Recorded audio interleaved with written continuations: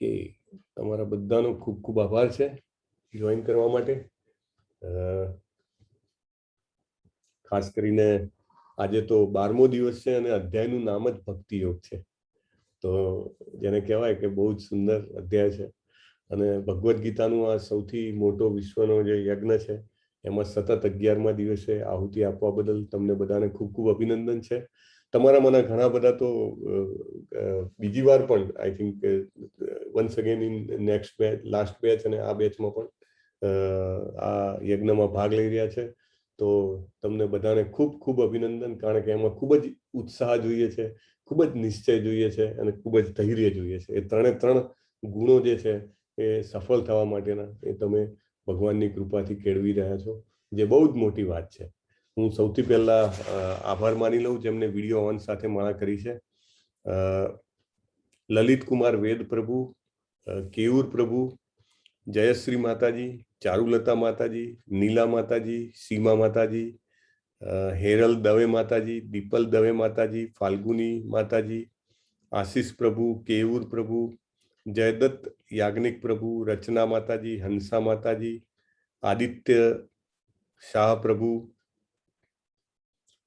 આશીષ બચકાનીવાલા પ્રભુ. સો કોઈનું નામ રહી ગયું હોય તો સોરી. તો થેન્ક યુ વેરી મચ. ખૂબ સરસ. આપણે 12મો અધ્યાય જે છે એનું શરૂઆત કરીશું. જેમણે પણ માળા કરી છે અને મેસેજ આવ્યો છે બધાને ખૂબ ખૂબ અભિનંદન છે.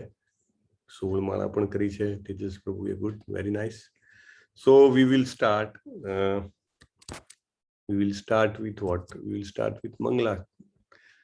Namah Vishnupadaya Krishna Pristhaya Bhutale Srimate Bhakti Vedanta Swamine iti namine Namaste Saraswati Devi गौरवाणी प्रचारिणे निर्विशेष शून्यवादी पाश्चात्य देशतारिणे जय श्री कृष्ण चैतन्य प्रभु नित्यानंद श्री अद्वैत गदाधर श्रीवासादि गौरा भक्त वृंद हरे कृष्ण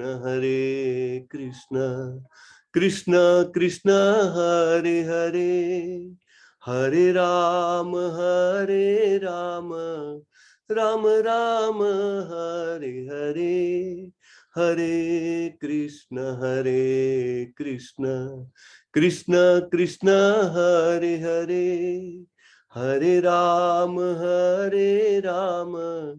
राम राम हरे हरे हरे कृष्ण कृष्ण कृष्ण हरे हरे हरे राम राम राम हरे हरे.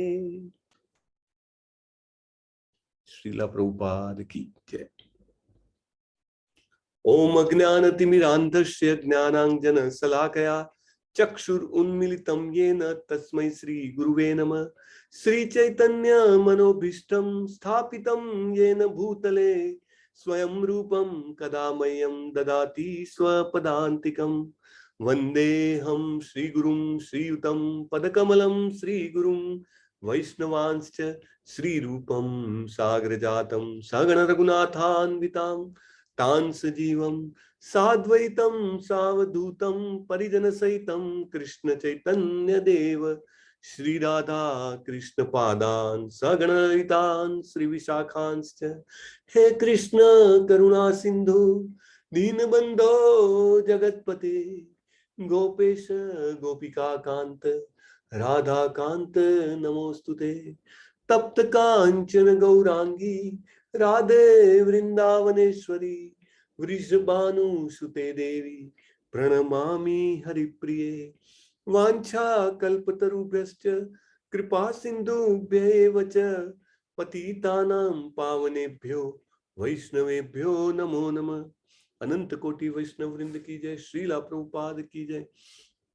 શ્રી કૃષ્ણ ચૈતન્ય પ્રભુ નિત્યાનંદ, શ્રી અદ્વૈત ગદાધર શ્રીવાચાદિ ગૌર ભક્ત વૃંદ.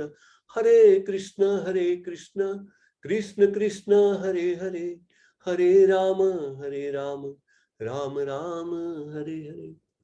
શ્રીલા પ્રભુપાદ કી જય. Okay. So here we go. Chapter number 12, Bhakti Yoga. હરે કૃષ્ણ. ખૂબ સુંદર દ્રશ્ય છે, જોઈ રહ્યા છો. સીતારામ લક્ષ્મણ ભક્ત હનુમાન કી જય. 12મા અધ્યાયનું નામ છે ભક્તિ યોગ, ભક્તિ સેવા. ઓકે, સો ચાલો પહેલા અધ્યાયથી નામ બોલવાના છે. કોણ બોલી જશે બધા અધ્યાયના નામ? હેન્ડ રેઝ કરો. બોલવાના નથી કે ચેટ બોક્સમાં લખવાના નથી હો, નામ બોલવાના છે. Okay, only 1 person. હરે કૃષ્ણ. કેવું પ્રભુ?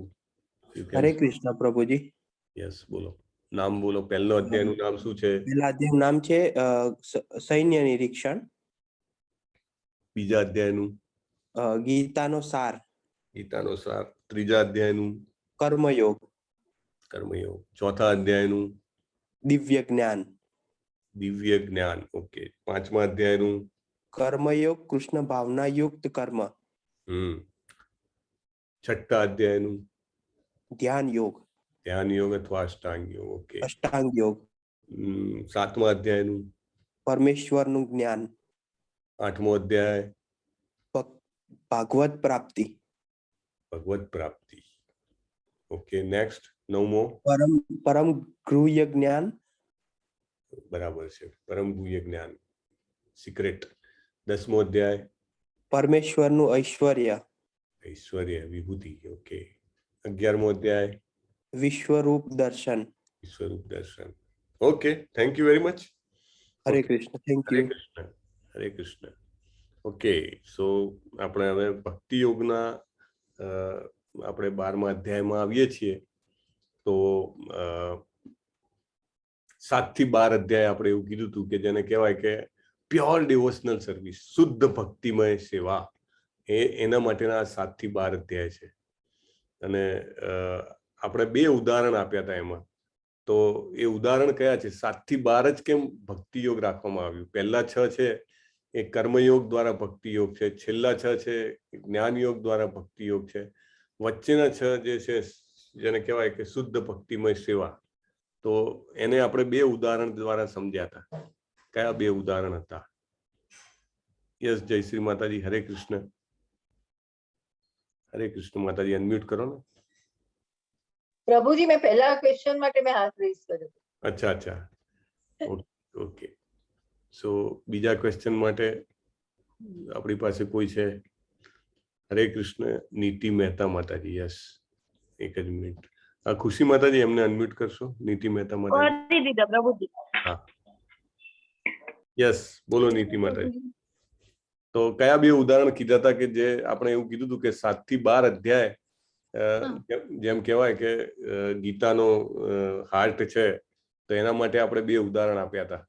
હરે કૃષ્ણ. એક મને યાદ છે પ્રભુજી કે કોઈ મોટા વ્યક્તિ હોય તો આગળ સિક્યોરિટી ગાર્ડ્સ અને પાછળ સિક્યોરિટી ગાર્ડ્સ હોય ને વચ્ચે એ હોય પર્સન જે પર્સનાલિટી. એક એક્ઝામ્પલ યાદ આવે છે.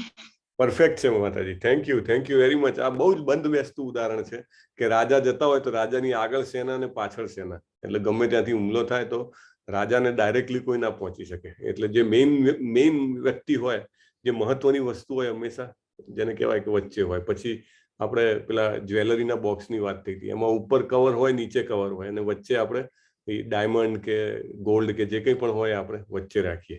એટલે હંમેશા જે મહત્વની વસ્તુ હોય એને આપણે ઉપર અને નીચેથી આચ્છાદિત રાખીએ છીએ, right? So that is how it is. That is how 7th થી 12th ચેપ્ટર છે. અને એમાં 12મું ચેપ્ટર છેલ્લું ભક્તિ યોગ, પ્યોર ડિવોશનલ સર્વિસનું આ 12મું અધ્યાય. ઓકે, 20 જ શ્લોક છે. આપણે બહુ સરસ આજે શરૂઆત કરી છે. દેવ્યા માતાજીએ સરસ શ્લોકોનું પઠન કર્યું છે અને આપણે એક જેને કહેવાય કે હૃદયપૂર્વકની માળા કરી છે, જેને કહેવાય ભગવાનને આપણે કૃષ્ણજીને આપણી વચ્ચે બોલાવી લાવ્યા છીએ, હે ને? એવું સરસ. તો શરૂઆત કરીએ. પહેલો શ્લોક છે. અર્જુન ઉવાચ એવં સતત યુક્તાયે ભક્તાસ્ત્વામ પર્યુપાસતે યે ચાપ્યક્ષરમ અવ્યક્તમ તેષામ કે યોગ વિત્તમા. અર્જુને પૂછ્યું, જેઓ આપની ભક્તિમય સેવામાં સદૈવ તત્પર રહે છે અથવા જેઓ અવિશેષ નિર્વિશેષ બ્રહ્મની ઉપાસના કરે છે, આ બેમાંથી કોણ વધારે પૂર્ણ માનવા? જો આ સ્ટ્રેટ ફોરવર્ડ પ્રશ્ન છે. ભારતમાં કદાચ 50% લોકો એવા હશે કે જે ભગવાનમાં માનતા જ નહીં હોય, જેને આપણે નાસ્તિક કેટેગરીમાં કહીએ, બરાબર? ભારતની બહાર તો કદાચ એવા 90% નીકળે કે જે ભગવાનમાં માનતા જ ના હોય, પણ ભારતમાં એટલીસ્ટ 50% માનતા હોય, 50% નહીં માનતા હોય, એવું આપણે માનીએ. તો જે 50% માને છે ને, એમાંથી બી 90% એવા છે કે જે ભગવાનને સ્વીકારવા તૈયાર નથી. એમને ભગવાનનું આ સ્વરૂપ છે સુંદર, મનોહર, એ એમને પસંદ નથી. એમને એનાથી ઈર્ષા થાય છે. એટલે કેવું વિચારતા હોય છે કે ભગવાન એટલે આવા, જે આ તમને દેખાય છે ને, ભગવાન જ્યોતિ છે, બરાબર? ભગવાન આનંદ છે, ભગવાન જ્ઞાન છે, પણ આ બધું જે છે એ વ્યક્તિ નથી. એમ ભગવાન વ્યક્તિ નથી. એટલે અર્જુન સ્ટ્રેટ ફોરવર્ડ ક્વેશ્ચન પૂછી લે છે. કોઈ એમ કે આપણે અમુક ધર્મોમાં મૂર્તિ પૂજાની મનાઈ થઈ છે એટલે એ ધર્મ જ અવ્યક્ત પૂજામાં આવે, બરાબર? પણ એવું નથી. જે તમે સનાતન કે તમે જે બી હિન્દુ કે એમાં બી કહો, તો એમાં બી આ એક લઈને નીકળવા વાળા ઘણા બધા છે કે ભગવાનને ભગવાન સ્વરૂપે સ્વીકારવા તૈયાર નથી. એટલે 90% લોકો ગણી શકાય જે માનતા હોય ભગવાનમાં, એમાંથી 90% ભગવાનને ભગવાનના સ્વરૂપ ને સ્વીકારવા તૈયાર નથી. એટલે અર્જુને સ્ટ્રેટ ફોરવર્ડ ક્વેશ્ચન પૂછી લીધો, કારણ કે એ વખતે પણ એવા લોકો હશે. શ્રીલા પ્રભુપાદ એવું જણાવે છે કે એ સમયે પણ આ પ્રથા જે છે એ પ્રચલિત હતી. ભગવાન ખુદ આવ્યા ત્યારે પણ ભગવાને કીધું હતું કે મૂઢ લોકો મને પહેચાની શકતા નથી. ખુદ સાક્ષાત ભગવાન આપણી સામે હોય તોય આપણે ના પહેચાની શકીએ. અનટિલ અનલેસ કે આપણને કોઈ ભક્તનો આશીર્વાદ પ્રાપ્ત હોય તો જ આપણે ભગવાનને ઓળખી શકીએ, નહીં તો ઓળખી શકીએ નહીં. એટલે અર્જુન પૂછી લે છે કે હવે તમે મને સીધું સીધું કહો કે જે તમને સ્વરૂપ વગર જે ભજે છે એ સારા, એ બરાબર કરે છે કે જે તમારા ભક્તાસ્ત્વામ, જે તમને ભક્તિમય સેવામાં સદૈવ તત્પર રહે છે, એ બરાબર છે? તમે કહો. કારણ કે મોટા ભાગના લોકો આ સાઈડમાં આવે છે. એટલે આ લોકો જે છે, આ ફોટો દેખાય છે કેવું પ્રકાશ, ભગવાન પ્રકાશ છે, બરાબર? અને બીજા છે કે જુઓ કે ભગવાનનું આટલું સુંદર મનોહર સ્વરૂપ છે. હવે ભગવાન જવાબ આપે છે તો હું કોણ છું, મને શું યોગ્ય લાગે છે? ભક્ત્યાત્મનન્યા શક્ય અહમેવં વિદો અર્જુન. એટલે આ 11મા અધ્યાયનો 54મો શ્લોક આને લઈને આવ્યા. આના ઉપરથી અર્જુને પ્રશ્ન પૂછ્યો છે, એટલા માટે આ લઈને આવ્યા છે. સો જસ્ટ ટુ રિકલેક્ટ, ભક્ત્યાત્મ અનન્યા શક્ય અહમેવં વિદો અર્જુન જ્ઞાતુમ દ્રષ્ટુમ ચ તત્વેન પ્રવેષ્ટુમ ચ પરંતપ. ત્યારે જ ભગવાને કીધું હતું. એટલે અર્જુનજી છે ને, આપણા માટે એક એક શબ્દ પકડીને પ્રશ્ન પૂછી લે છે. એમને તો બધું ક્લિયર જ છે. ભગવાનના શાશ્વત પાર્ષદ છે, જેને કહેવાય ને એટર્નલ એસોસિએટ. એટલે એમના માઇન્ડમાં કોઈ જ પ્રોબ્લેમ નથી. એમના માઇન્ડમાં બધી ક્લેરિટી છે.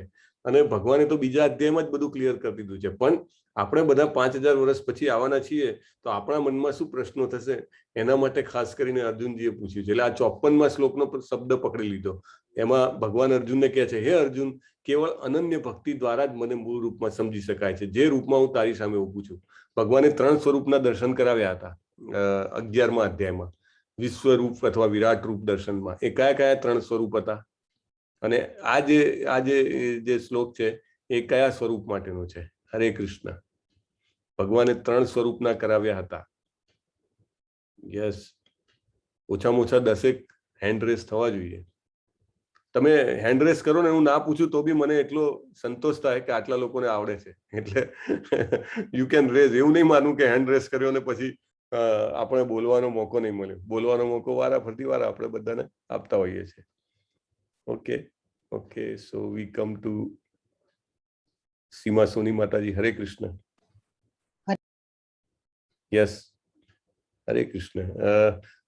માતાજી, ખુશી માતાજી, એમને અનમ્યુટ કરશો? સીમા સોની માતાજી. પ્રભુજી. હા પ્રભુજી, હરે કૃષ્ણ. હા, 3 સ્વરૂપ કયા કયા હતા જેના 11મા અધ્યાયમાં ભગવાન અર્જુનને દર્શન કરાવે છે? વિરાટ સ્વરૂપ, વિરાટ સ્વરૂપ, ચતુર્ભુજ સ્વરૂપ અને દ્વિભુજ સ્વરૂપ. Very fantastic. Thank you very much માતાજી. બહુ થેન્ક સરસ. યુ. હરે કૃષ્ણ હરે પ્રભુજી. કૃષ્ણ. બહુ જ ઇમ્પોર્ટન્ટ છે આ સમજવું. એટલા માટે આ પ્રશ્ન બહુ મહત્વનો છે. એટલે અહીંયા ભગવાન કહે છે કે બીજા બધા સ્વરૂપ છે, વિરાટ સ્વરૂપ તો ચલો ભગવાને અર્જુનને બતાવી દીધું. ચતુર્ભુજ સ્વરૂપ તો જનરલી ભગવાન પ્રસન્ન થાય ત્યારે ચતુર્ભુજ સ્વરૂપમાં હોય છે, પણ દ્વિભુજ સ્વરૂપ છે ને એ બહુ જ રેર છે, બહુ રેર છે ભગવાનનું જોવું. અને ભગવાન કહે છે કે તું અનન્ય ભક્તિ દ્વારા જ મારું આ સ્વરૂપ જોઈ શકે છે. હવે પછી 55માં શ્લોકમાં પણ ભગવાને એમ જ કીધું કે મદ ભક્ત શબ્દ વાપર્યો છે. એટલે મારો ભક્ત હોય એ જ મને પ્રાપ્ત કરી શકે છે, બીજા કોઈ પ્રાપ્ત કરી શકતા નથી. હવે આ બે બાળકો વચ્ચેની વાત છે. બે બાળકો ટ્વિન્સ બાળકો છે, માતાના ગર્ભમાં છે. ઓકે, આપણે એક સમજી લઈએ કે એક બાળક જે છે એ ભગવાનના સ્વરૂપની ભક્તિ કરે છે કે ભગવાનનું જે દ્વિભુજ મુરલીધર સ્વરૂપ છે, અને બીજો બાળક છે એ એવું કહે છે કે ભગવાનનું કોઈ સ્વરૂપ હોતું નથી, ભગવાન તો તે જ છે, કે અથવા તો ભગવાન જેવું કંઈ છે જ નહીં એમ કહેવા વાળો છે, કે એવું કોઈ વ્યક્તિ હોતી જ નથી. તો આ બે વચ્ચેનો વાર્તાલાપ છે, બહુ સરસ ઇન્ટરેસ્ટિંગ છે. એટલે આપણે જોઈએ બંને જણા હજી જન્મવાની રાહ જોઈ રહ્યા છે. તો જે બાળકને ખબર છે કે મારી માં છે, એટલે બાળક માટે માં અને આપણા માટે ભગવાન, આપણે એવું જ સમજવાનું. એટલે એ બાળક એવું કહે છે કે હું જન્મવાની રાહ જોઈ શકતો નથી, મને મારી માતાને મળવું છે. બરાબર, એટલે એને ખબર છે કે માં છે. બરાબર. બીજો શું કહે છે, ઓહ તમે તો અંધશ્રદ્ધાળુ છો, કોઈ જન્મ નથી, આપણે અહીંયા અંધકારમય દુનિયામાં રહીએ છીએ અને પછી આપણે મરી જઈએ છીએ, અહીં જ બધું માણો. એટલે જે છે એ આ ગર્ભમાં છે, અહીંયા આગળ જ છે, બહાર કશું છે નહીં. પછી પહેલો બાળક કહે છે પણ ના ભાઈ, આપણને આપણી માતા પ્રેમ કરે છે, આ બધાનો અંત હોઈ શકે નહીં, એટલે અહીંયા જ મરી જવાનું એ ખોટી વાત છે. આપણી પાસે આપણી માં છે, એ આપણને પ્રેમ કરે છે. એટલે આ બીજો શું કહે છે, કોણ માં? શું તમે આ માતા જોઈ છે? શું કોઈએ તેને જોઈ છે? મારી કોઈ માતા નથી અને તને પણ નથી. તે ક્યાં છે મને કે. આપણી પરિસ્થિતિ છે ને આ બાળકો જેવી જ છે.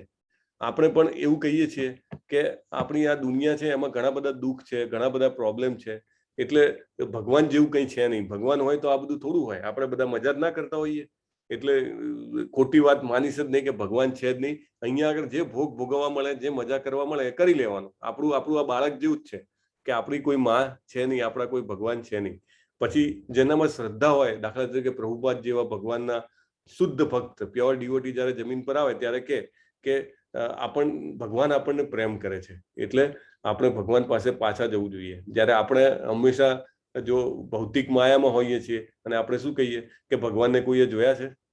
બરાબર, કોઈએ નથી જોયા, માટે ભગવાન જેવું કંઈ છે નહીં. આવી રીતે જવાબ આપે છે, કોઈએ જોયા નથી માટે ભગવાન નથી. બીજો વ્યક્તિ કહે છે કે આપણે તેમનામાં રહ્યા છીએ, આપણી માં જે છે આપણી આજુબાજુમાં છે, ગર્ભમાંથી, એવું કહે છે. જ્યારે બીજો કહે છે કે મને ક્યાંય માં દેખાતી નથી. તમે કોઈ લોજિકલી એસ્ટાબ્લિશ કરી શકો, તાર્કિક રીતે સાબિત કરી શકો કે માં છે? નહીં તો પછી આવું માનવાનું નહીં. તો પછી પાછો પેલો કહે છે તું કેવી રીતે વિચારે છે કે આપણે જીવી રહ્યા છીએ? તને શું લાગે છે હમણાં કોણ આપણી સંભાળ લે છે? આપણી જરૂરિયાતો કોણ પૂરી પાડે છે? એટલે આપણને જે ભૂખ લાગે તો ખાવા ક્યાંથી મળે છે માના ગર્ભમાં? તો તને એવું લાગતું નથી કે માં જેવું કંઈ હશે? તો બીજો કહે છે કે ના, એ તો જે આપણી જે નાળ છે એ નાળના દ્વારા કુદરતી પ્રક્રિયા દ્વારા આપણો ખોરાક ને પાણી મળે છે. હું મારી સંભાળ રાખું છું ને તું તારી આંખો ખોલ. એટલે આપણે પણ એવું માનીએ છીએ કે ભગવાન જેવું કંઈ છે નહીં. આપણને ખાવા પીવાનું અને શ્વાસ લેવા માટેનો ઓક્સિજન, આપણને જે કંઈ પણ જોઈએ છે એ બધું આપણને સ્વાભાવિક રીતે, કુદરતી રીતે મળી જાય છે. ભગવાન જેવું કંઈ છે નહીં. પછી કહે છે કે આપણે જીવન પછી વધુ પ્રકાશ છે, આપણે ચાલીશું પગથી, મોઢાથી ખાઈશું, શ્વાસ લઈશું, ખરેખર જાગૃત રહીશું અને બધી ઇન્દ્રિયો સંપૂર્ણપણે વિકસિત થશે. ત્યારે બીજો વ્યક્તિ એવું કહે છે એ બધું મૂર્ખામી ભરેલું છે, ચાલવું છે, મોઢાથી જમવું છે, શ્વાસોશ્વાસ, એ બધું શું છે? કંઈ નવું શોધી રહ્યા છો? એટલે જ્યારે પ્રભુપાદ આપણને લખે છે ભગવદ્ ગીતાના પાને પાને આપણે વાંચીએ કે એક દિવ્ય લોક છે ભગવાનનું ગોલોક વૃંદાવન, ત્યાં જઈએ તો આપણો દેહ દિવ્ય હોય, આપણા દેહમાં સત, ચિત્ત અને આનંદ. એટલે આપણો દેહ શાશ્વત હોય, એને જન્મ મૃત્યુ જરા વ્યાધિ ના લાગે. ચિત્ત એટલે એને ભૂત ભવિષ્ય ને વર્તમાનનું બધું જ જ્ઞાન હોય એ દેહમાં આપણને, અને આનંદ એમાં પરમેનન્ટ ડિફરન્ટ આનંદ હોય. એટલે વિવિધતા ભર્યો આનંદ આપણને હંમેશા મળે ભગવાનના લોકમાં, જ્યારે એ ત્રણેય વસ્તુની આપણને અહીંયા કમી છે. પણ આપણે આ છોકરા જેવા છીએ, બીજા છોકરા જેવા, કે એવું કંઈ હોતું હશે? આપણે કંઈક મજા કરવાના એવું કંઈ જે છે અહીંયા જ છે, એનાથી બિયોન્ડ કશું છે નહીં. એ કહે છે કે મારે તને ખબર નથી શું કહેવું, તો બીજો કહે છે ના ના હવે તું મારી વાત સાંભળ. તો આ રીતે આપણે પણ આપણી જાતને ગુમરાહ કરી રહ્યા છીએ. હવે ભગવાન જવાબ આપે છે અર્જુનનો. શ્રી ભગવાન ઉવાચ મય્યાવેશ્ય મનો યે મામ નિત્યયુક્તા ઉપાસતે શ્રદ્ધયા પર્યોપેતાસ્તે મે યુક્ત તમામતા. મય્યાવેશ્ય, જુઓ શરૂઆત જ મૈયા મારાથી થાય છે, કે મારા સાકાર સ્વરૂપમાં પોતાની જાતને, પોતાના મનને એકાગ્ર કરે, અત્યંત શ્રદ્ધાપૂર્વક નિત્યયુક્તા ઉપાસતે, મનો યેમામ નિત્યયુક્તા ઉપાસતે, એટલે મારી શ્રદ્ધાપૂર્વક પૂજા કરવામાં પારાયણ રહે, તેઓ મારી દ્રષ્ટિએ પરમ સિદ્ધ છે. મેં યુક્ત તમામતા, એટલે મારી મતે એ ઉત્તમ છે. અહીંયા જુઓ એક ભક્ત છે એ ભગવાનને તૈયાર કરી રહ્યો છે, રાઈટ? લોકો એમ કે છે કે મૂર્તિ પૂજા તો હમણાં આવેલી છે, માણસોએ વિકસાઈ કાઢેલી પદ્ધતિ છે, પણ એવું નથી. જે તમે પુરાણો વાંચો, ભાગવત વાંચો, તેમાં બહુ જ ક્લિયરલી બતાવે છે. કેટલી બધી ઘટનાઓ છે કે ઘટનાઓમાં એવું આવે છે કે ભગવાનના મંદિરમાં ભગવાનનો ભક્ત ગયો, ધ્રુવ મહારાજ ભગવાનના મંદિરમાં ગયા. એવા ઘણા બધા દાખલા છે કે જેમાં એવું આવે છે. દાખલા તરીકે વિદુરજીને જ્યારે જે દુર્યોધન હોય છે કાઢી મૂકે છે, ત્યારે એ તીર્થાટન કરવા જાય છે અને અનેક મંદિરોમાં એ દર્શન કરે છે. મોટા મોટા તીર્થોના મોટા મોટા મંદિરોમાં એ દર્શન કરે છે. એટલે આજથી નહીં, હજારો લાખો કરોડો વર્ષોથી આ પ્રથા અમલમાં છે. અને આ ખાલી પથ્થર નથી, આપણે જેને પૂજી રહ્યા છીએ એ પથ્થર નથી. એ શું છે? સાક્ષાત અંદર ભગવાનનો વાસ છે. એમાં પ્રાણ પ્રતિષ્ઠા કરવામાં આવે છે. અને આપણા ઘરે ફોટો હોય તો આપણે રોજ ફોટામાં ભગવાનને સવારના જગાડીએ, મંગલ આરતી કરીએ, ભગવાનને ધરાવીએ, તો અને ત્યાં આગળ ભગવાનના નામના જપ કરીએ, તો ધીમે ધીમે તમને પણ સાક્ષાત એમાં ભગવાન હોય એવી ચોક્કસ અનુભૂતિ થાય છે. બરાબર? એટલે આ જે છે એ એવી જ વસ્તુ છે કે આપણી શ્રદ્ધા જે છે એ આપણે કેળવવાની છે. આપણે એમ માનીએ કે આ પથ્થર છે તો એ યોગ્ય નથી. કોઈ વ્યક્તિ એવું કહે કે તમે તો પથ્થરની પૂજા કરો છો, અથવા તો તમે ચિત્ર એટલે કાગળની પૂજા કરો છો, તો એ વ્યક્તિમાં જે શ્રદ્ધા નથી એનું એ પ્રતિબિંબ કરે છે. પણ એના કારણે આપણી શ્રદ્ધા જે છે એ જેને કહેવાય કે બિલકુલ હલવી ના જોઈએ.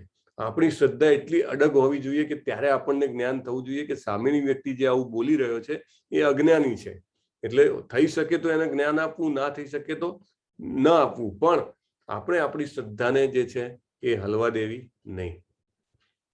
ભગવાન આગળ કહે છે, જે લોકો આપણી ઇન્દ્રિયોને વશ કરીને સૌ પ્રત્યે સંભાવ રાખીને પરમ સત્યની નિરાકાર કલ્પનાની અંતર્ગત અવ્યક્તની પૂર્ણ રીતે પૂજા કરે છે, જે અહીંયા દેખાય છે ને ફોટામાં જે બેઠા છે આમ કરીને, અત્યારે તો બહુ જ પ્રચલિત છે ઓમ, એટલે નિરાકાર કલ્પના, ભગવાનના આકાર નથી એવું માને. અને તેવા લોકો ઇન્દ્રિયોની અનુભૂતિના પરે હોય, સર્વવ્યાપી, અકલ્પની, અપરિવર્તની, અચલ અને ધ્રુવ, બધાના કલ્યાણમાં પરવારીને અંતે મને પામે છે. એટલે આ બધું કહે છે ભગવાન. પણ હવે આગળ ખરેખર એ પ્રોસેસ કેવી છે એ હવે આપણને ભગવાન આગળ કહે છે કે ક્લેશો અધિકતર રસ્તે સામ અવ્યક્તા સક્ત ચેત સામ અવ્યક્તા હિ ગતિર દુઃખમ દેહ વબ્દ્રિર વાપ્યતે. બે શબ્દો વાપર્યા છે અહીંયા ભગવાને, ક્લેશ અને દુઃખ. એટલે તમે એ બધું કરો, તમે એમ માનો કે ભગવાનને હું ધ્યાન કરીને જાણી લઉં, અથવા હું જ ભગવાન બની જાઉં ધ્યાન કરીને, તો એ રસ્તો કેવો છે? ભગવાન કહે છે ક્લેશપ્રદ છે, કષ્ટપ્રદ છે. કેવો છે? બહુ જ ક્લિયરલી, તેમની પ્રગતિ કરવાનું અત્યંત કષ્ટપ્રદ હોય છે. કારણ કે દેહધારીઓ માટે એક ક્ષેત્રમાં પ્રગતિ સાધવી હંમેશા દુષ્કર હોય છે. ગતિર દુઃખમ, બહુ દુઃખ છે એ પદ્ધતિમાં, અને ક્લેશ છે. દુઃખ અને ક્લેશ વાળી પદ્ધતિ છે. આપણે નક્કી કરવાનું છે કે આપણે શું કરવું છે. બરાબર? બાકી જે મેં તમને કીધું કે 100 લોકો માનતા હોય તો એમાંથી 90 લોકો એવા નીકળે કે જે ભગવાનને સ્વરૂપ, ભગવાનનું સ્વરૂપ, ભગવાનનું ગુણ, ભગવાનની લીલા એ બધાને સ્વીકારવા તૈયાર જ નથી. પણ એ 90% લોકો જે ખરેખર જેને એવું કહેવાય મિસગાઈડેડ છે, અને એ 90% લોકો જે છે એમનો રસ્તો કેવો છે, એમને કેવો પાથ પસંદ કર્યો છે? બહુ જ ક્લેશ વાળો અને બહુ જ દુઃખ થાય એવો પાથ પસંદ. ખુદ ભગવાન કહે છે, કૃષ્ણજી 12મા અધ્યાયના 5મા શ્લોકમાં આટલું ક્લિયરલી કહે છે. અને છતાં પણ આપણે જો ભગવાનના ચિત્રની પૂજા ના કરીએ, ભગવાનની મૂર્તિની પૂજા ના કરીએ, તો આપણા જેવા મૂર્ખા કોઈ ના કહેવાય. કારણ કે ભગવાન જ્યારે કહે છે કે આ રસ્તો દુઃખદાયી છે, કલેશ વાળો છે, તો આપણે એ રસ્તે જઈએ તો આપણા જેવા ગાંડા ન કહેવાય, અને બીજાને પણ આપણે સાચા માર્ગે વાળીએ એ આપણે જરૂરી છે. યે તુ સર્વાણી કર્માણી મયી સન્નસ્ય મત્પર અનન્યે નૈવ યોગેન મામ ધ્યાયંત ઉપાસતે તેષામહં સમૃદ્ધર્તા મૃત્યુ સંસાર સાગરાત ભવામી ન ચિરાત પાર્થ મય્યાવેશિત ચેતસામ. જો આપણે કામ તો કરવાનું જ છે. ભગવાન પહેલા જ કહે છે યેતુ સર્વાણી કર્માણી, એટલે સર્વ કર્મ કરવાના છે. આપણા ભાગે જે કંઈ પણ કામ આવે એ આપણે કરવાનું છે, કામ છોડવાનું નથી. મેં તમને કીધું હતું કે અહીંયા આગળ આપણે રોજના ઇસ્કોન મંગલુરુના જે આ ક્લાસ ચાલે છે ભગવદ્ ગીતાના, રોજના 55 થી વધારે ક્લાસ ચાલે છે. એટલે લગભગ 12 જેટલી ભાષાઓમાં, અને સવાર બપોર સાંજ એડલ્ટ્સ માટે અને કિડ્સ માટે એ રીતે અલગ અલગ થઈને 55 ક્લાસ ચાલે છે. અને આની પાછળનું જે તંત્ર છે આખું, લગભગ 550 થી વધારે વોલેન્ટિયર્સ છે. એટલે 55 અને 550 તમે ગણો તો 600 થી વધારે લોકો જે આમાં જોડાઈ રહ્યા છે, જે વોલેન્ટિયરિંગ કરી રહ્યા છે. તો એ બધા લોકો જે છે એ બધાને કામ તો છે જ, કોઈ જ ફૂલ ટાઈમ નથી આમાં, બરાબર?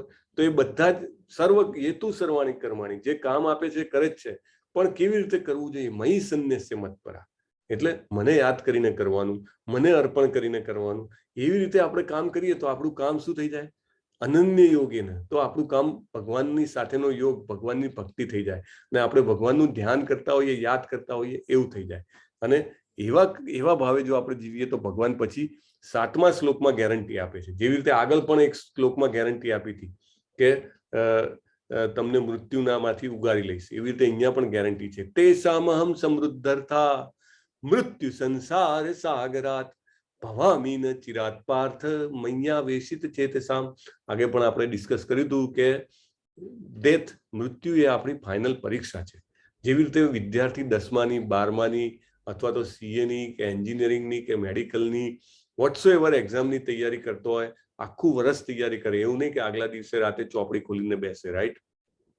તો એવી રીતે આપણે પણ આખું જીવન શું છે? It is a preparation for death, the final exam. એની તૈયારી આપણે કરવાની છે.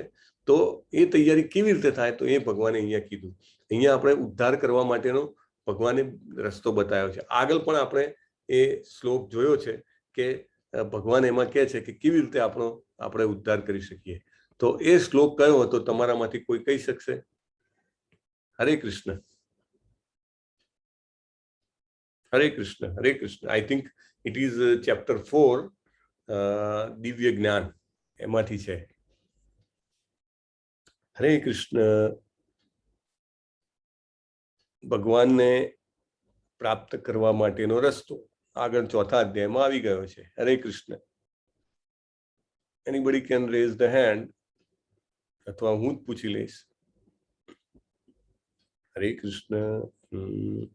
Okay, there is one hand. Yes, Keyur Vaghela. Khushi માતાજી, એમને અનમ્યુટ કરજો. હરે કૃષ્ણ પ્રભુજી. યસ પ્રભુજી, હરે કૃષ્ણ, બોલો. 4થા અધ્યાયમાં કે જેમ ભગવાન કહે છે કે ઉદ્ધાર ગુરુના શરણે આપણે જઈએ, તદ્વિધિ પ્રણિપાતેન પરિપ્રશ્નેન સેવયા ઉપદેકશંતિ તે જ્ઞાનમ જ્ઞાની નસ્તત્વદર્શિનઃ. આ જે મતલબ ગુરુના આશીર્વાદ અને ગુરુની સેવાથી જ આપણે ભગવત પ્રાપ્તિ કરી શકીએ. હા, પણ એના પછીનો એના સિવાયનો પણ એક ડાયરેક્ટ શ્લોક છે. આઈ એમ લુકિંગ ફોર ધેટ. હરે કૃષ્ણ. વંદના મહેતા માતાજી, યસ, એમને પણ પૂછી જુઓ. હરે Krishna. So sorry Prabhuji, I don't remember the shloka. That's fine. Okay, thank you. Thank you very much. ખુશી માતાજી, વંદના માતાજીને પણ કરી શકો છો. હરે કૃષ્ણ, હરે કૃષ્ણ, હરે કૃષ્ણ, હરે કૃષ્ણ, હરે કૃષ્ણ. અનમ્યુટ નથી થતા કે શું? હરે કૃષ્ણ. કોણ બોલે છે? Please mute. હરે કૃષ્ણ. વંદના માતાજી, હરે કૃષ્ણ. સીમા માતાજી, હેલો. બોલો. જન્મ કર્મ ચ મે દિવ્યમેવમ यो वेत्ति तत्त्ववत्तः व्यक्त्यक्त्वा देहं પુનર્જન્મ નૈતિ મામેતિ સો અર્જુન. હે અર્જુન, જે મનુષ્ય મારા પ્રાગટ્ય તથા કર્મોની દિવ્ય પ્રકૃતિને જાણે છે તે આ શરીરને ત્યજ્યા પછી આ ભૌતિક જગતમાં ફરીથી જન્મ લેતો નથી, પરંતુ મારા સનાતન ધામને પામે છે. થેન્ક યુ વેરી મચ માતાજી, બહુ જ સરસ, વેરી નાઇસ, સરસ. This is what is the right I was looking for. Thank you. હરે કૃષ્ણ. તો એવી રીતે અહીંયા આગળ બી ભગવાન કહે છે, બરાબર. ત્યાં આગળ બી કીધું હતું, જન્મ કર્મ ચમે દિવ્યમ યો મે જાનાતિ તત્વત ત્યક્ત્વા દેહમ પુનર્જન્મ નૈતિ મામેતિ સો અર્જુન. ભગવાનનો જન્મ જે છે એ દિવ્ય છે અને ભગવાનની લીલાઓ જે છે દિવ્ય છે. આ બે વસ્તુ ખાલી જાણી લઈએ અને આપણે એનું રોજ મનન કરીએ તો ધીમે ધીમે આપણને ભગવાન એવું કહે છે કે ત્યક્ત્વા દેહમ, જ્યારે આપણને આ દેહ છોડવો પડશે, પુનર્જન્મ ન વિદ્યતે, એટલે આપણે પુનર્જન્મ લેવાની જરૂર નથી, ભગવાનના ધામમાં આપણો જન્મ થશે. પાછા અહીંયા જન્મ મૃત્યુ જરા વ્યાધિ, આદિ ભૌતિક દુઃખ, આદિ દૈવિક દુઃખ, આધ્યાત્મિક દુઃખ એ બધું વેઠવા માટે પાછા આવવું પડશે નહીં. હરે કૃષ્ણ. સો જુઓ તમે અહીંયા આગળ કેટલું અદ્ભુત સરસ ચિત્ર છે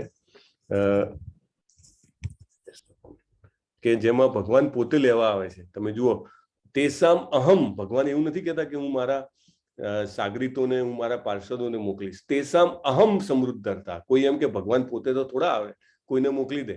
આપણે કોઈ મોટા વ્યક્તિ સાથે રિલેશન હોય ને કંઈ કામ કરાવવાનું હોય તો એ વ્યક્તિ બીજા કોઈને મોકલે અથવા એને ફોન કરી દે એટલે કામ થઈ જાય, રાઈટ. પણ અહીંયા આગળ ભગવાન એવું કહે છે, તેસામ અહમ સમૃદ્ધતા, એટલે હું જ ઉદ્ધાર કરું છું.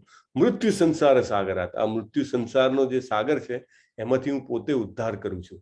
એટલે દેટ ઇઝ ધ પ્રોમિસ. અને કેવી રીતે આવે છે, ગરુડ ઉપર બેસીને આવે છે અને પોતે જુઓ કેટલા નમીને. આ ઇસ્કોનના ભક્તોના જે ચિત્રો છે ને એમાં જે ભાવ પ્રગટ થાય છે ખૂબ અદ્ભુત છે. પોતે આખા નમીને હાથ લંબાવીને, જેને કહેવાય કે ભક્તને સાગરમાંથી ઉઠાવી રહ્યા છે. આ જ બતાવે છે કે ભગવાનનો પ્રેમ કેટલો બધો છે. મય્યેવ મદાદસ્વ મયી બુદ્ધિમ નિવેશય નિવસિષ્યસી મય્યેવ અત ઉર્ધ્વમ ન સંશય. જો કેટલો સરસ, જેને કહેવાય કે અહીંયા આગળ ભાવ છે. ભગવાન કેટલી વાર બોલે છે? 4 વાર મય્યેવ, મયી બોલી રહ્યા છે. મય્યેવ મન આદસ્વ મયી બુદ્ધિમ નિવેશય, મારામાં ચિત્તને સ્થિર કર, બરાબર. મારામાં જ તારી સમગ્ર બુદ્ધિને પરોવી દે અને એ રીતે તું સદા મારામાં નિવાસ કરીશ. જો અહીંયા આગળ બધા જ ગોપ બાળો છે એ સેન્ટરમાં ભગવાનને બેસાડે છે. ભગવાનના ધામમાં જ્યારે આપણે પહોંચીએ, જો આપણે ત્યાં જઈ શકીએ તો ત્યાં આગળ ભગવાનનું ધામ જે છે ગોલોક વૃંદાવન, ત્યાં કોઈ ભગવાનને ભગવાન તરીકે ઓળખતું નથી, પણ ભગવાનના ગુણ અને રૂપથી ખૂબ એમને પ્રેમ થાય છે. ભગવાનના ગુણ, રૂપ અને લીલાથી એમને ખૂબ જ આનંદ થાય છે, ખૂબ જ પ્રેમ થાય છે. જમવા બેસે ગોપ બાળો તો કૃષ્ણજીને સેન્ટરમાં બેસાડે અને બધા આજુબાજુમાં બેસે અને બધાને એવું હોય કે કાનો મને સીધો દેખાય, મારી નજર સામે કાનો હોવો જોઈએ, રાઈટ. તો આ જે છે એ પ્રેમ છે ભગવાનના ધામમાં છે. તો એ કેવી રીતે આવે? ભગવાન કહે છે મારામાં ચિત્તને સ્થિર કર, મારામાં તારી સમગ્ર બુદ્ધિને પરોવી દે તો તું મારામાં નિવાસ કરીશ. ઇટ્સ અ ગ્રેજ્યુઅલ પ્રોસેસ, બરાબર. એવું નથી કે આ ઓવરનાઇટ પોસિબલ થાય. આપણે બધા જ મનુષ્ય છીએ અને કોઈક ને કોઈક, જેને કહેવાય કારણે આપણે મનુષ્ય જન્મ લેવો પડ્યો છે. પણ મનુષ્ય જન્મનું સૌથી મોટો પોઝિટિવ પાર્ટ છે કે આપણે ભગવાનને યાદ કરી શકીએ છીએ. બીજી કોઈ યોનિમાં શક્ય નથી. કૂતરો કંઈ યાદ કરી શકે? ન કરી શકે. બહુ જ જેને કહેવાય આગલા જન્મનું ભાથું હોય તો યાદ કરી શકે. દાખલા તરીકે ભરત મહારાજ જયારે હરણ બન્યા હતા તો એમને સ્મૃતિ આપી હતી ભગવાન કહે છે ને સ્મૃતિ જ્ઞાનમ અપોહનમ છે, એટલે યાદ શક્તિ પણ ભગવાન આપે છે. તો ત્યારે યાદ રહે, બાકી યાદ ના રહે. પણ ભગવાનના ધામમાં કોઈ ભગવાનને ભગવાન તરીકે ઓળખતું નથી. કે કનૈયો તો કે મારો મિત્ર છે, બરાબર. ગોપ બાળો કે મારો મિત્ર છે, ગોપીઓ કે અમારા પ્રણય સ્વામી છે, માતા પિતા કે આ તો અમારો છોકરો છે. એવી રીતે બધા અલગ અલગ ભાવે ભગવાનને ઓળખતા હોય છે. તો ભગવાન પણ એટલો લાડ આપે છે, એટલો સ્નેહ આપે છે બાળકોને.